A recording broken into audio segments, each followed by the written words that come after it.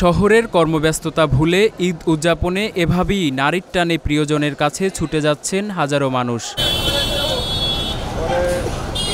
যাত্রাপথে পরিবহনে প্রচণ্ড ভিড় ও গরমের নানা ভোগান্তির শিকার হতে হয় তাদের। জাল আনা দরজাদার অনেক মানুষ উড়ে, এমন মানুষ উড়ে বলার বাইরে।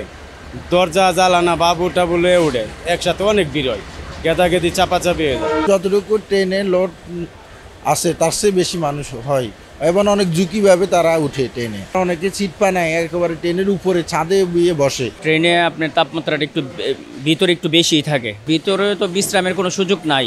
মানুষ যখন বেশি হয়ে যায় দাঁড়াইবার সুযোগ থাকে না, অনেক কষ্ট হয়। অনেক সময় ট্রেনে গরমে ঈদের সময় মাথা ঘুরায় পড়ে যায়, পানি ডালন লাগে। এরকম আমার নিজের চোখের সামনে আমি দেখছি, আমি নিজেও ডালছি। বমি তো প্রায় অনেকে করে। বিষয়টা পরিচ্ছন্ন থাকে না, অপরিচ্ছন্ন থাকে বেশিরভাগ। তারপরে গন্ধ থাকে বা নোংরা থাকে, পানি এক সাইডে আরেক সাইডে ময়লা থাকে। অতিরিক্ত গরম, যানজট, বিশ্রামহীনতায় ভ্রমণে হিটস্ট্রোক সহ বিভিন্ন শারীরিক জটিলতা অনেক সময় ঈদ আনন্দকে ম্লান করে দিতে পারে। রাস্তায় অনেক বড় জ্যাম পড়ে যায়, বিশেষ করে ঈদের আগের 1-2-3 দিনে অনেক লোক ঢাকার বাইরে চলে যায়। বেশি গরমের এরিয়াতে যদি কেউ যায় ঢাকা শহর থেকে, বিশেষ করে যারা বয়স্ক এবং বাচ্চা, তাদের অসুস্থ হওয়ার সম্ভাবনা থাকে। হিট স্ট্রোক হয় বা কারো অতিরিক্ত গরমে দুর্বলতা, বমি, পানি স্বল্পতার সাথে দেখা যায় শরীরে লবণ কমে যাওয়া বয়স্ক মানুষের এগুলো হতে পারে। খাবারের ভিন্নতার কারণে অনেকের দেখা যায় যে বমি ভাব, পেটে ব্যথা অথবা পায়খানা, পাতলা পায়খানা হতে পারে যদি দেখা যায় খুব বেশি খাবারের তারতম্য হয়। তবে জার্নিতে ঘুম না হলে সবচেয়ে বড় প্রবলেম হবে ক্লান্তি, মনোযোগ কমে যাওয়া এবং ওই মেজাজ খুব খিটখিটে হয়ে যাবে। দেখা যাবে অন্য কাজে কর্মে বা ঈদের আনন্দটা উনি উপভোগ করতে পারবেন না। যে অনেক মানুষ যদি গাদাগাদি করে একসাথে থাকে, তাহলে যেটা প্রবলেম হয় যে যেসব রোগবালাই, বিশেষ করে ইনফেকশন কফের মাধ্যমে বা নিঃশ্বাসের মাধ্যমে ছড়ায়, এগুলো একজনের থেকে আরেকজনের হতে পারে। যক্ষ্মার মতো রোগ এরকম ক্রাউডেড প্লেসে খুব ইজিলি অল্প সময়ে একজনের থেকে আরেকজনের চলে যেতে পারে। ঈদে অতিরিক্ত খাবার গ্রহণের কারণে অসুস্থ হওয়ার ঝুঁকি রয়েছে জানিয়ে উৎসব আনন্দ নির্বিঘ্ন রাখতে সংযমী হওয়ার কথা জানালেন এই বিশেষজ্ঞ। রাস্তার খাবারের ব্যাপারে সাবধান থাকা, অনেকে লঞ্চে যান, অনেকে ট্রেনে যান, অনেকে বাসে যান, তো রাস্তার খাবারটাকে অ্যাভয়েড করতে পারলে ভালো।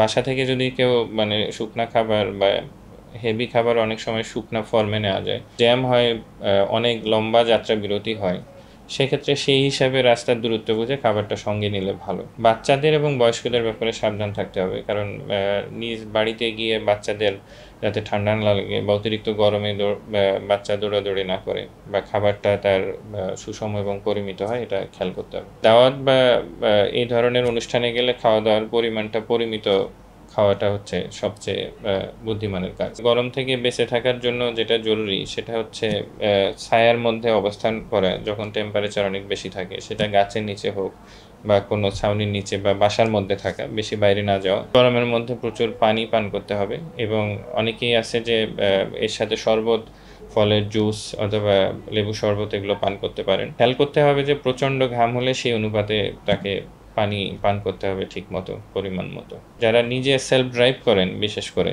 তাদের ক্ষেত্রে খুব সতর্কভাবে ড্রাইভ করা, যাতে খুব ফাস্ট ড্রাইভিং বা দেখা যায় অনেক সময় অনেকে নিজে ড্রাইভ করতে গিয়ে অ্যাক্সিডেন্ট হয় বা রাস্তায় সাবধানতা অবলম্বন করা। এখন অনেক মানুষ মোটর বাইকে করে নিজে ড্রাইভ করে বাসায় যান। বিশেষ করে বাইকারদের জন্য বিশেষ সাবধানতা অবলম্বন করা, রাস্তা খুব বিজি থাকে। বাসের ছাদে বা ট্রেনের ছাদে ভ্রমণ না করার জন্য পরামর্শ থাকবে। ঈদ মানেই শুধু বাড়ি ফেরা নয়, সুস্থভাবে প্রিয়জনের সঙ্গে কিছু সময় কাটানোও গুরুত্বপূর্ণ। তাই কিছু বিষয় মেনে চললে আপনার ঈদ আনন্দও দ্বিগুণ হতে পারে। সুস্থ থাকুন, নিরাপদ থাকুন, ঈদ আনন্দ উপভোগ করুন। মুজাহিদুল ইসলাম, মেডি ভয়েস, ঢাকা।